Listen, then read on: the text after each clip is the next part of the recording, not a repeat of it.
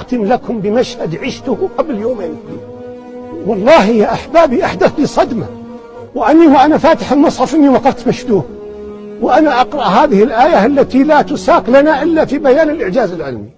ولقد خلقنا الإنسان من سلالة من طين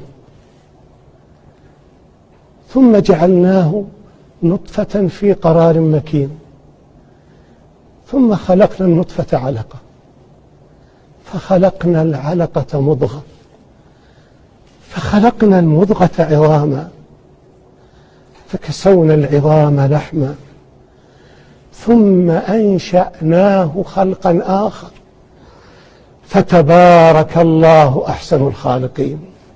وأنا مستغرق مع هذه الأطوار التي تحكي هذه المرحلة القصيرة تكون الجنين. ثم تجاوزت الآية ثم إنكم بعد ذلك لميتون.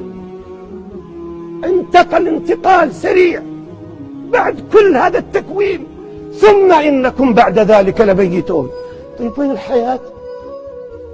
تجاوزها، كأنما هذه الحياة ومضة لحظة، شيء قليل هو ما بين الموت القديم والموت القادم وحياة الخلود، شيء أقل من أن يذكر.